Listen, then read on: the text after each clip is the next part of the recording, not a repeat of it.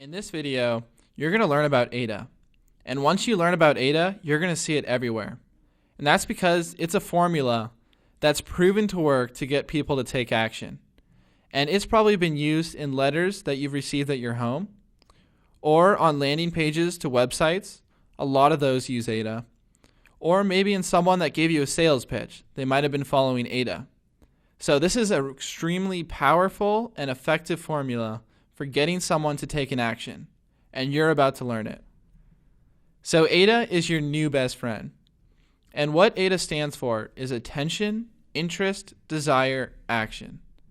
And this is a formula that has been proven over time and time again to get people to take an action. So by attention, that's usually your headline, and that's to get someone interested in what you have to say.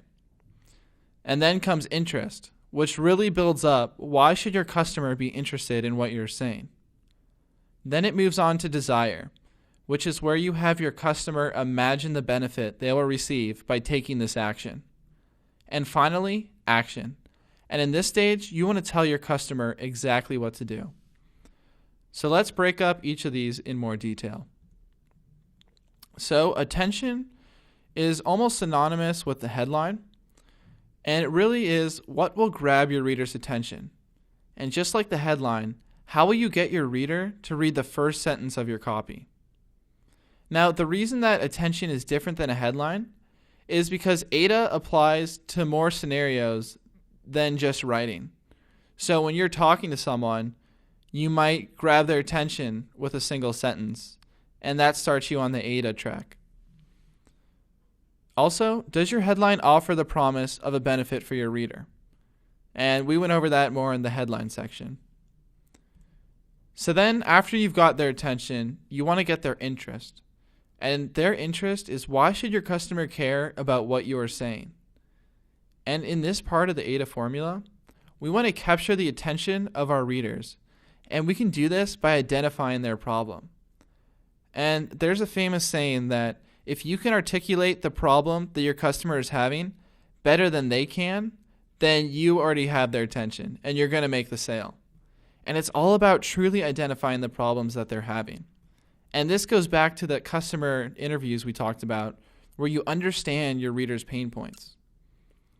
Also, another way to capture interest is if you promise to share something with your reader.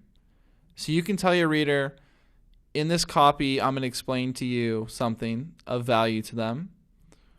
Or you promise that if they keep reading, they'll find out more about how to get your product or service, which will give them a benefit. So after attention and interest comes desire. And in the desire stage, we want to make it clear what problem you are solving for your customer. And we want to actually take it even a step further than that. And we want to help your reader visualize what their life will be like with your solution.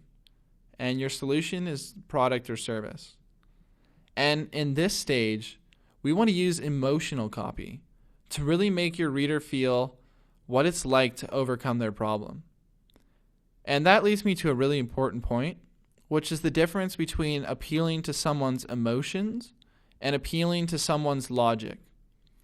And you've probably heard or experienced yourself that appealing to someone's emotions can be very powerful. And that's really true. But it's actually really important that we also appeal to their logic, because that's how people justify their decisions. So if you use emotional copy to make someone want to buy your product or service or to take an action, then they're very likely to do it if they can justify why they're doing it. And most people can't justify something based on their emotions. They need a logical reason as to why they're doing it. And that's why you want to throw in both into what you're saying. So after desire comes action. And in this stage, you want to tell your customer exactly what step they should take next. And it may seem redundant, but you really want to tell them every single little step. And in that sense, you want to explain in great detail what they need to do. And it doesn't matter what it is. It could be get more information, sign up for an email list, or buy your product or service. But what's important here is that you've outlined everything they need to do and you've made it extremely clear how to do it. And this is because oftentimes we just assume that things are obvious and we take them for granted, but other people may not think that way. And that's why you want to spell out what they have to do.